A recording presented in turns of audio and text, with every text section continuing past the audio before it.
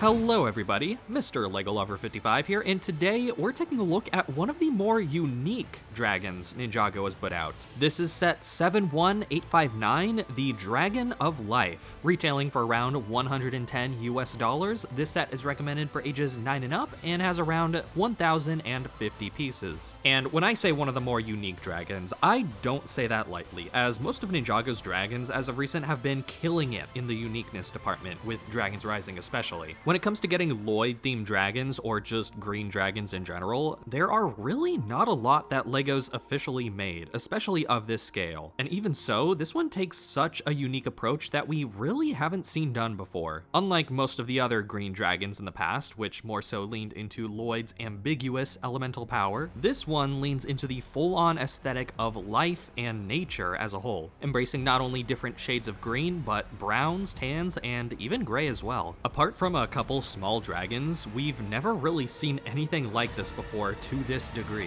In terms of articulation, it pretty much has all that you would expect from a Ninjago dragon of this size. It's a very sturdy, durable build and definitely feels like it's meant to be played with and swooshed around. Unfortunately though, this does mean that the articulation is lacking in some areas, such as the front legs. It uses those Evo joints for the elbows, and I think this really limits the posability for reasons I'll get into soon. The foot design at the front is unconventional, but not one I'm particularly fond of. As for the wings, I actually really like them, and they're one of the many things that sold me on this set. They use this vinyl piece with a bunch of leaf detailing, and it very much adds to the dragon's whole life aesthetic. The gold blades do feel out of place, but I get it. It's a Ninjago set, so they gotta throw in their obligatory gold elements somewhere. However, the one thing about the wings I'm still iffy on are the Technic beams, and these are primarily used for the main play feature of this set, allowing you to individually spread the wings out by pressing on these tree branch levers. I think this is a nice function in theory, however, the Technic elements do unfortunately end up compromising the look of the wings when spread out. Technic parts by design are very mechanical looking, and that very much goes against the whole natural aesthetic that this dragon has going on. However, they almost work as tree branches. I think if they just made all these Technic beams brown, that pretty much would have fixed the issue for me, and pretty much same with these larger mech joints. The tail's posability is fine, utilizing different sizes of ball joints, but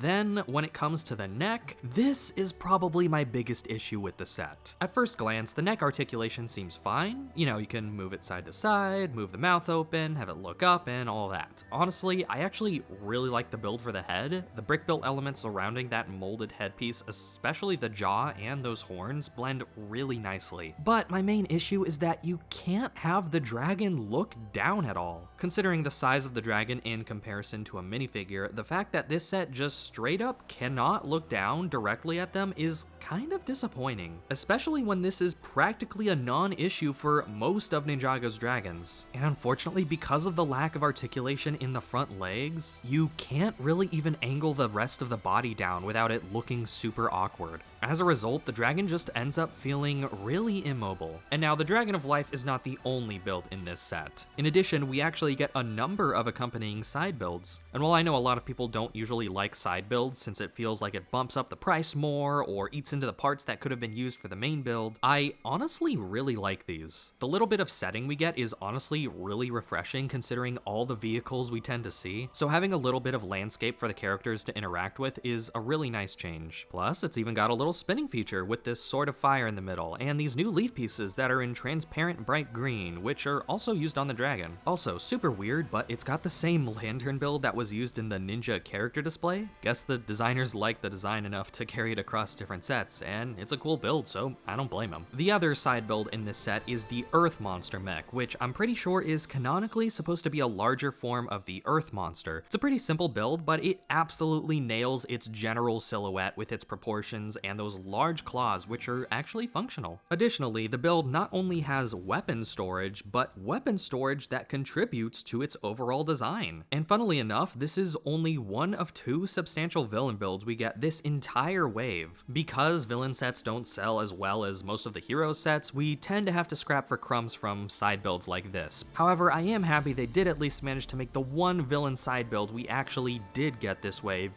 somewhat interesting. And on the subject of the Earth monster, let's talk about the minifigure lineup, because this set has quite the selection. Coming with a total of 8 minifigures, this is a pretty good set for minifig collectors. You get pretty much a good chunk of the new figures introduced this wave. Dragon Cole and Dragon Lloyd are currently exclusive to this set, though the magazines could change that. Now, as kind of unique, standalone, special variants of the Ninja, these are honestly really cool. They very much remind me of those Dragon Form minifigures that we got from Crystallized, except while those were more elemental, these ones feel a lot more primal. And I think I definitely do prefer the elemental versions more, because I'm kind of partial to transparent elements. These ones certainly still have their merits. They introduced this brand new armor piece which works really well for bulking up their dragon forms, and they're even using recolors of last year's Dragonian wings. However, they also introduced this new specialized rubber tail, and it's definitely something I would not have expected the Ninja to ever receive, and it's really got me curious how these forms actually come about in the show. Cole continues using his black and orange color scheme, and I love this. I know some people don't really like the orange with Cole, but I personally think it works for him. And for the duration of Dragon's Rising, Lloyd has been primarily using bright green as his main color, and this time around for his secondary color he uses lime as opposed to dark green, which is quite interesting because there's only been like less than a handful of his suits that actually use this color, but I think it definitely serves him well here on this suit. And it has been stated that these sort of eye visor alternate expressions are supposed to finally be canon for these dragon forms, which is really cool. So for once, that's primarily how I'll be displaying these guys. And then we have Zane, and he uses pretty much the same sort of torso and leg design that the other dragon form ninja have. However, he does not have the wings or the hood element or tail and all that. And unfortunately, without all those, the rest of the figure just kind of falls apart for me. The armor piece just feels way too big and clunky, and the torso design with the scales and the claws on the toes just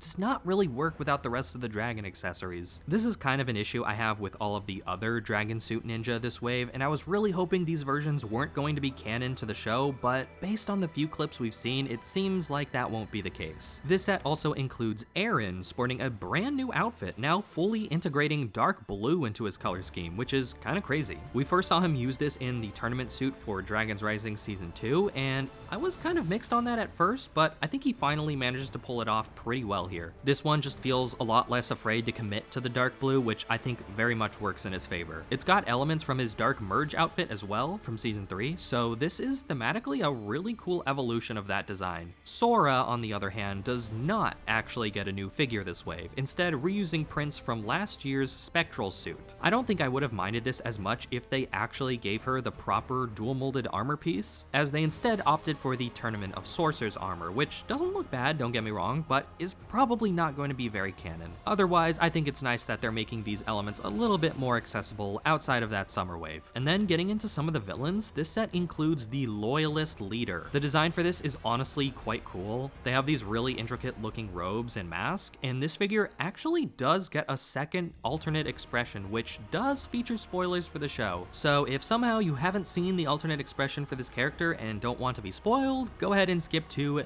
this timestamp. Alright, 3, 2, 1, it's Dr. LaRoe. She's one of the main villains for this season, and I think that's honestly a really cool idea. Not something I would have expected, and this figure alone just gets me even more hyped for the next season. Even more so than some of these elemental monsters. The Earth monster is pretty cool, though the printing design is just kind of, it's just rocks, so not the most exciting to me. Although I do like that we're getting that crystallized armor piece in transparent orange. And I think this figure is at its best when they have those claw elements as their accessories, which is actually the exact same piece used for the head attachment. The Acid Snake as well is a pretty cool figure to get, bringing back that serpentine general tail. Thankfully, it's still in production, and I'm very happy it's lasted all these years. They use this new head dual molded in purple and transparent bright green, being very similar to the ones used for Asphera and the Pyro Vipers. Similarly, you can shine light in from the sides of the head and allow the eyes to glow, which is really cool. But overall, I think this is definitely the most substantial and probably best set of this Dragon's Rising wave. I do like a lot of the other sets, but many just don't have a whole lot going for them and just generally feel kind of samey to stuff we've gotten before, and I think this one at least stands out with that life/nature aesthetic. I know, I've said it 1,000 times, but again, that's like one of this set's biggest biggest selling points alongside its minifigure selection. Again, you get most of the new figures from just this one set, and they're all honestly really great minifigs. And even the side builds are pretty interesting. And now there's one more thing I haven't really touched on about this set, and that is the price. Again, this set goes for $110 US. Prices will vary depending on where you live. And to be honest, despite the side builds, despite the number of figures you get with this set, it honestly feels kind of overpriced, especially when you're comparing it to other sets that have released this wave, especially Legacy. The Blacksmith, for example, is $10 less, includes 2 more exclusive figures, and honestly has a much more substantial building experience with the higher age rating. This set in a lot of ways reminds me of the Arc Dragon of Focus, and depending on how you feel about that set, there isn't a whole lot this dragon does differently than that one. That being said, I do think I prefer the Life Dragon more. It just feels more cohesive, it has more desirable figures at its time of release, and just better side builds. It's honestly just a great all-in-one package for the next season, and I think it serves pretty well as a flagship set. Just think that for what you get, the price is a bit too high. Though again, could forgive it all if the dragon could actually look down. But those are just my thoughts. Do you like this dragon's aesthetic? Are you excited for the next season of Dragons Rising? Leave a comment and let me know your thoughts. And if you enjoyed this video, consider leaving a like or subscribing to the channel for more content like it. And if you're a Ninjago creator, consider checking out the Crossroads Discord server. We've got events, collaborations, and tons of Ninjago discussion. But that's pretty much all I have to say, so I hope you all enjoyed this video. Thank you for watching, and keep building.